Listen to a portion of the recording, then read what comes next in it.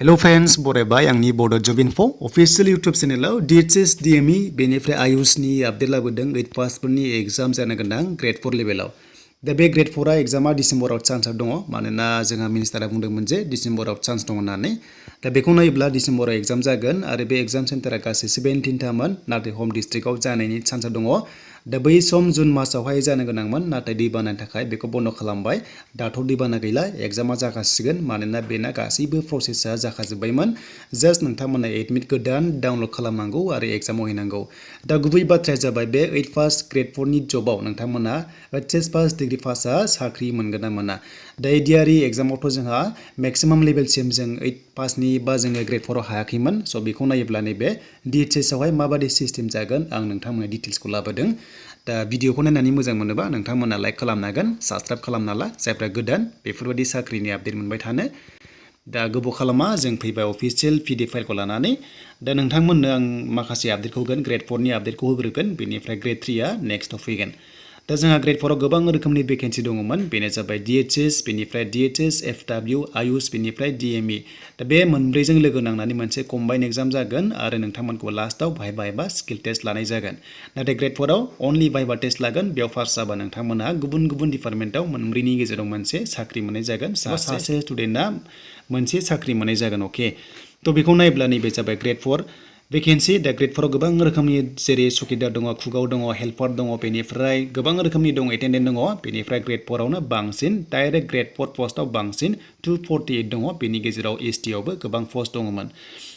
दानिया जोंहा स्केल पेखौ नायगोन बेनिफ्राय क्वालिफिकेसन दा लोगोफोर नोंथांमोना 18 निफ्राय 45 इयार्ससिम बेयाव इलिजिबल जादों स' बेनिफ्राय स्केल पेआ नायोब्ला 12,000 निफ्राय जागायनानै 52,000 सिम जायो बेनिफ्राय ग्रेड पे थायो बेनो जाबाय 3,900 नोंथांमोना दानफायाव मोननाय जागोन आरो स' बेनिफ्राय बेयाव क्वालिफिकेसन बिनाया नायदिनै बेयाव नोंथांमोना एसे नटिस खालाम अब्लानो गासैबो क्लियार जागोन दा लोगोफोर बेयाव क्वालिफिकेसना बिनाय दङ क्लास 8 पासल' अनलि क्लास 8 पासल' मेक्सिमाम मिनिमाम गैया बेखौ नायोब्ला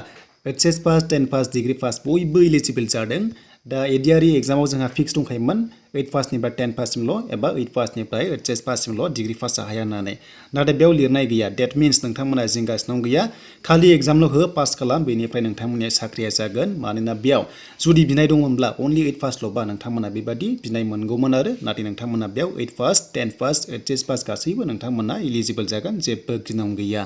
दा लोगोफोर स्केल पेआ 2,000 निफ्राय जागायगोन 2,000 सिम ग्रेड 4 आवहाय आरो लोगोसे स्केल पे थायो बा ग्रेड पे थायो ग्रेड पेआ जाबाय 3,900 पार मान्थ मोनगोन कुइसना 50 कुइसनल' थागोन बेनिफ्राय मोनसे हाबानो 2 मार्क्स मोनगोन आरो गासै 100 मार्क्सनि एग्जाम 2 घन्टा एग्जाम जागोन दे